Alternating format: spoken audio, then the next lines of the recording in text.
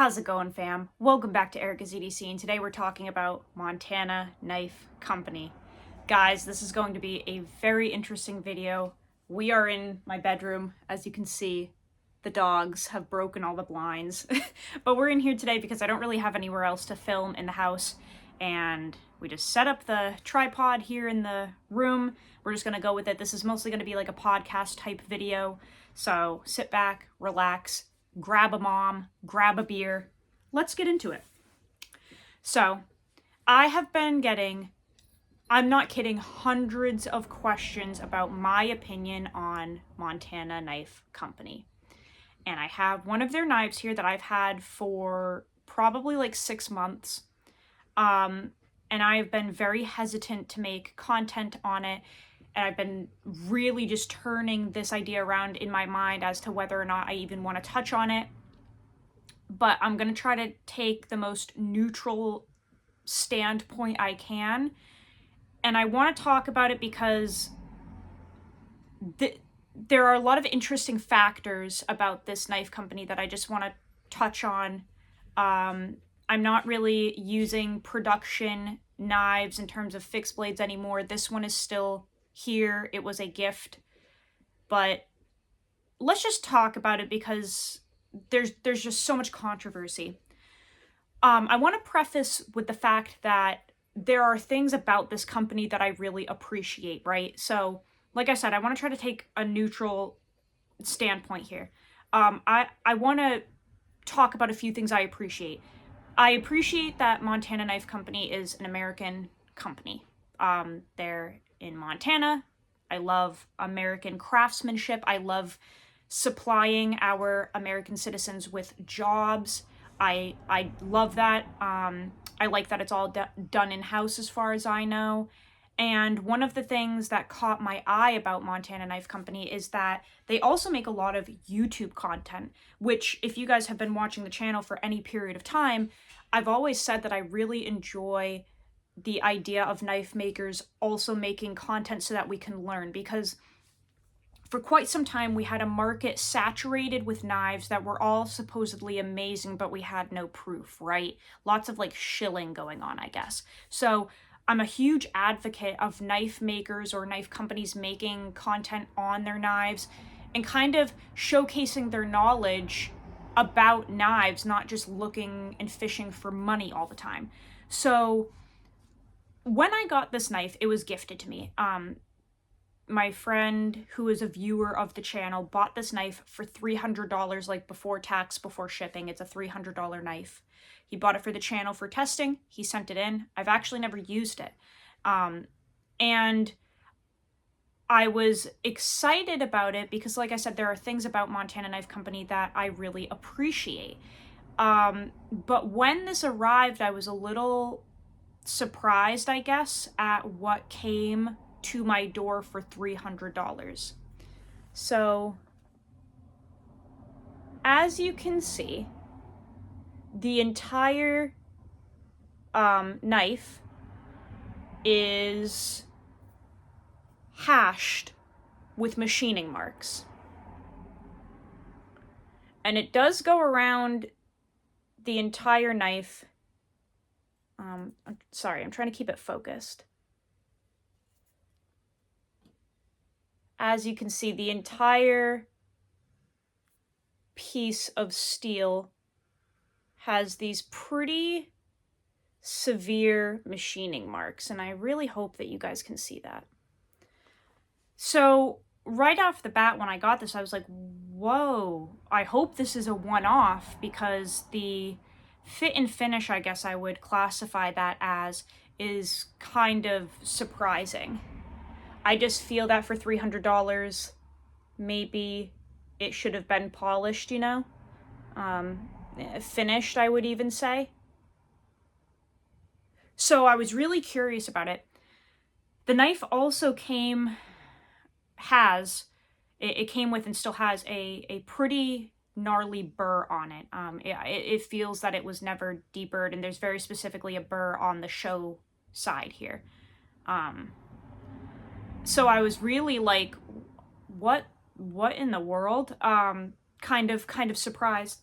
And then lastly, the Kydex seemed a little shoddy too. Like it just seems kind of cheap, and there's like, you know, pieces of plastic hanging down and everything. So I was a little confused about this, I guess. And I became infatuated with doing research about this company because I wanted to understand if this was just a one-off or what was going on, because for $300, in my opinion, I'm not expecting perfection, but I am expecting a finished knife. And for me, a finished knife does include having the machining marks ground out, buffed out, however you want to call it, and then the burr removal, because that's really important, which we're going to touch on in a moment. That's very important. Remember the burr thing. So I started researching. This company, especially because they have so much public content on YouTube to watch. So I started watching these videos that they've been making. I watched one titled How to Sharpen Your Knife, something along the lines of that, and the owner, Josh Smith, made a video on how to sharpen a knife. Now, again, focusing on some positive for a second, he seems to be a fan of like thin geometry, because it does make the knives easier to sharpen, which I really appreciate. He's a fan of sharpening on stones, like freehand. Love that. So I appreciate that knowledge that is put into the videos. However, very quickly when I started watching this content, I was kind of like, what the heck is going on here? Because some of the stuff that is in this content is like blatantly false. So I have some notes here. I took some notes on these videos that I started watching, because the content that this company makes and puts out for the public is the exact example of what I'm talking about that causes division in the community. And I'm going to get back to these notes in 2 seconds. Let me just say this. There's always going to be division in the community, and I wish that everyone got along. I really, truly do. But there are two very distinct sides of the community when we talk about blade steel. We have the high performance, high hardness, thin geometry, like just ultra performance knife nerds over here, and they're generally knife makers as well. And then on this side, we have like the 1095, 80 CRV2, 52-100, A2 crowd, thick, soft, for toughness side. And there we have these two sides of the community that really butt heads and continuously argue. And then there's people like me in the middle that see both sides, but try to kind of cherry pick from each side what we appreciate. The misinformation in these videos is alarming, because I'm going to tell you guys what was said in these videos, and you're probably going to be like, what the heck, and go watch them yourselves. So I watched this video, and it was about freehand sharpening. And the guy in the video goes on to immediately start kind of crapping on high hardness performance knives, which a lot of people do. But he used the example of, if you use a knife at 67 HRC, it's going to be brittle and hard to sharpen. And he just said it as like an umbrella term, like anything that you get at 67 HRC is going to be brittle and hard to sharpen. And he basically was insinuating it's not worth your time, and this is going to be worth your time. That's the first thing that frustrated me, because that's not true. We've proven it time and time and time and time and time again on the channel that high hardness does not equate to brittle, chippy, hard to sharpen, breaking, right? How can I have 3 knives in 3 different steels at 66.5 HRC, which is dang close to 67? How can I have 3 knives from 3 different makers in 66.5 HRC steel, and none of them have ever been brittle or hard to sharpen or anything? K390, 10 thou, 66.5 HRC. Crewwear, 9 thou, 66.5 HRC. These have all been tested. 4V, 6 thou, 66.5 HRC. I've thoroughly tested these. I have even batoned with this one on camera. I have processed deer and wild hare on camera with this one and done the bone whacking test. They're not brittle, they're not chippy, and they're the easiest knives I've ever sharpened. I have a legit sharpening video on this knife showing how quick and easy it was. This knife I have been using since I got it, easily 6 months. It's never had to go through a sharpening. I have just stropped it twice, even after whacking it into bone on camera, which I suggest you go watch. Stropped twice, never needing to even hit the stones. I'm not the biggest fan of like umbrella statements like that when they just literally aren't even true. And I'm sure I've done it in the past, and I, you know, if I have, I apologize, but that was unfortunate to hear. Furthermore, we all know and love Spyderco knives, and a lot of their high performance steels are 65, 66, up to 70 HRC, and it's not like they're producing them and we're just breaking them left and right. Maximum 68 HRC. What would be the point in them producing it if it's just breaking when people use it or sharpen it? K390, I want to say this is at least 65 HRC. You know, their Rex 121. Everybody is loving the Rex 121. This is the highest edge retention steel at like 70 HRC. It's not like Spyderco's making these and we're breaking them every time we use them because they're brittle and chippy and you can't sharpen them, right? Like it's not real life. Rex 45. I'm pretty sure they run the Rex 45 pretty dang hard too. It's not like everyone's breaking them left and right.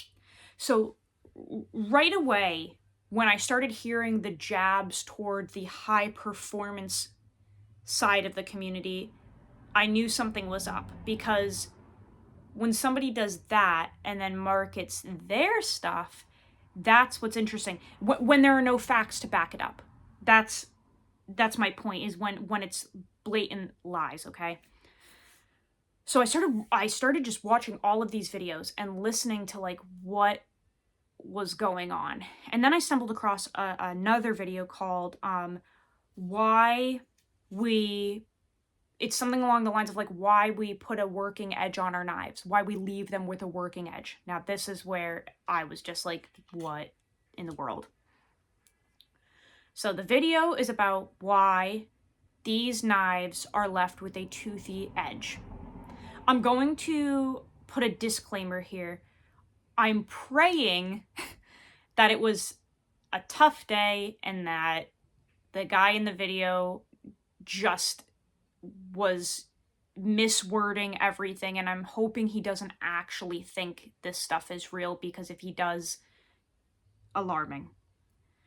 In the video, it is stated that these knives are sent out, left with a burr, because they want an aggressive working edge. So, if we talk about sharpening for a minute, burr removal is so important. A burr is not an apexed edge. The burr forms during sharpening, and it is extremely crucial that the knife is deburred in order to have a proper edge, because if you leave the burr on there and you're cutting with a burr, that burr is going to disintegrate, break down, or break off very quickly in use, and then you're left with a dull edge, because a burr isn't an edge. A burr is a process of making an edge, but it's not an edge. And it can feel like an edge sometimes when you in sharpening, when you raise a burr, if you put your fingers on it, you'll feel that crunch and that bite in that tooth. And if you didn't know any better, maybe you would think, oh, this knife is sharp. But I can promise you, if you did not complete your sharpening progression and you started using a knife that had not been deburred and you were cutting with a burred edge, that edge will very quickly crap out on you because it's not a real edge. So in the video, when it was stated that they send these knives out like with a burr, basically I was just kind of shocked. Then the comparison came in between these knives and razor blades. And again, it was insinuated that like refined edges or like razor blades, that level of sharpness is not what they want because it doesn't grab. Now, I can kind of see where the idea was going, I guess, but then it was said that razors will slide across hair and not cut, and they leave an aggressive burr on the knives so that it grabs and cuts through animal hide and hair and all of these things. That one really surprised me because razor blades are so sharp that they're meant to cut hair. It's not like they slide across hair when you shave. A razor blade is so refined and so thin and so sharp that it slices those hairs when you shave. So that one I didn't really get.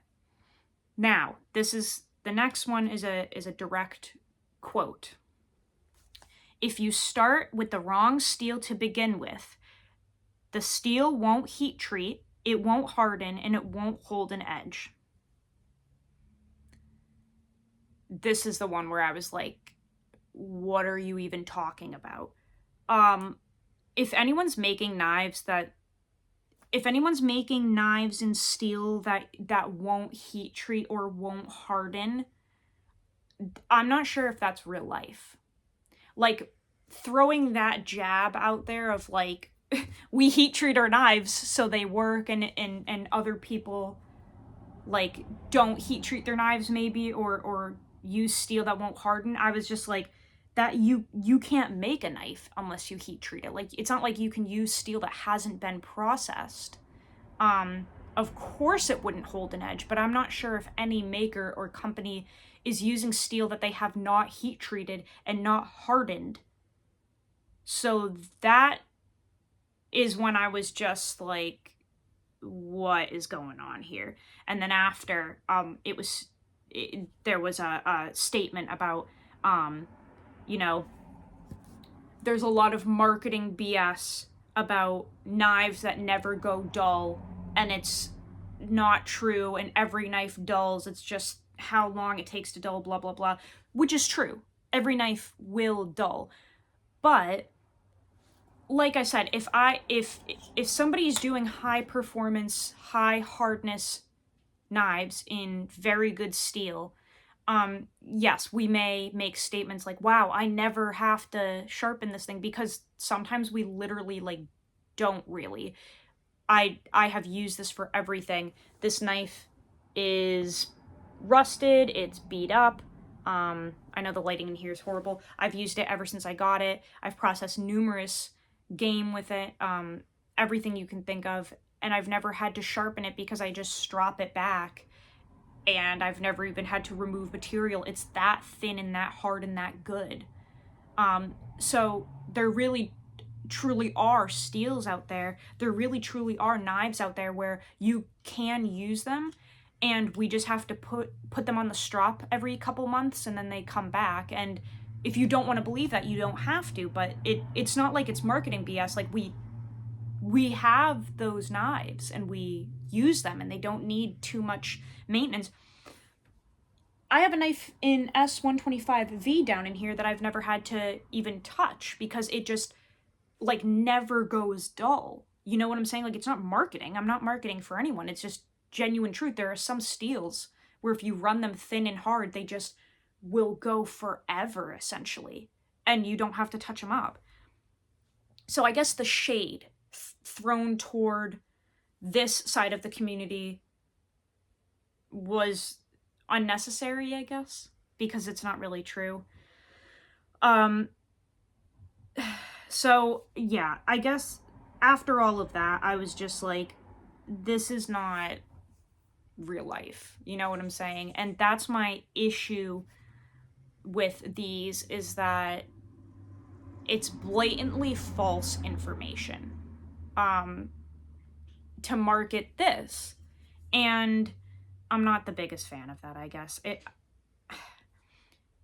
I feel like it's not a good idea to tell people to like leave a burr essentially on a knife, or that it's appropriate to send knives out with a burr because it hasn't been finished. Like you can't cut with a burr. I can understand if maybe what the guy meant was that they just like to leave a working edge, but the whole, like, you guys got to go watch the video.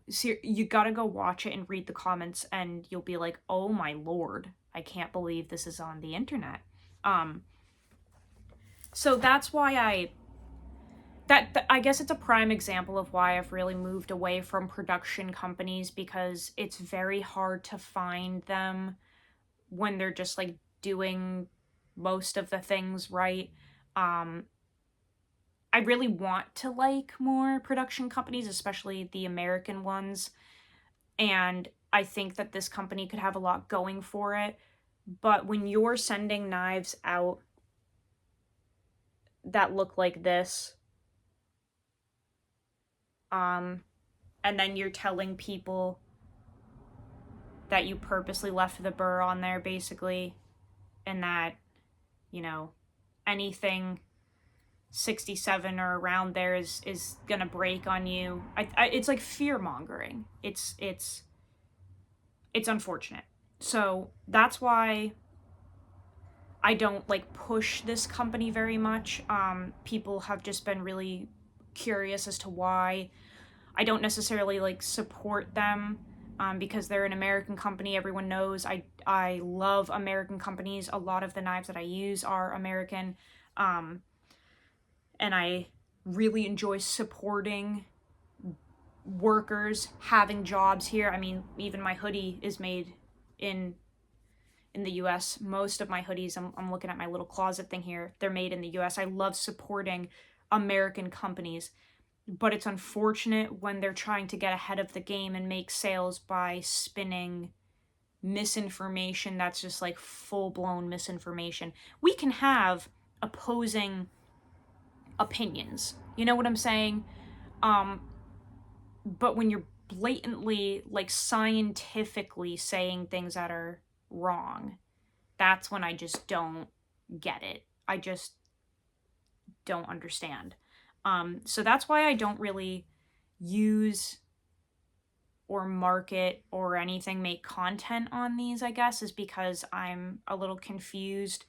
And for me, I think it's just easier to kind of like leave them to go do their own thing. I don't know what to do with this yet. I want to use it, but I don't know. It just seems weird. It just seems like a weird thing. So I may use it. It kind of just sits here right now because I'm not really sure what to do with it yet. That company has also had issues legally that I'm aware of with other companies and such, so it's like I don't even know if I want to make content on it. But yeah, I just figured I would kind of throw that out there as to why I'm, I guess, confused about these guys. This is really strange. Really, really strange for the price. And these grooves are more significant than what's showing on camera. The lighting in here is really horrible, but it's throughout the entire thing. So, I don't know, guys. Let me know what you think down below. This is not to like crap on this company or anything. It's just simply stating why it's one of those companies where they make content that is clearly aimed at the other side and trying to kind of like throw jabs at them to make their stuff look good. But it's like, do you have a leg to stand on? Like, you're stating things as facts that are literally false and sending out knives that are $300 that were never actually, in my opinion, finished. So that's how I feel about that. Let me know what you guys think down below. If you have a Montana knife and you enjoy it and it works well, let me know. If you got one that also looks like this, let me know. This is not to pull sales from this company or bash them or anything. It's just like my observation off of their public content. So let me know what you guys think, but that's probably going to be the last that you see about, the first and the last time I will talk about this company unless things change. And but I do appreciate a lot of the stuff that they seem to be doing. So with that being said, guys, go use your shit. Learn how to sharpen your knives. I will see you on the next video. I love you so much, fam. Take care.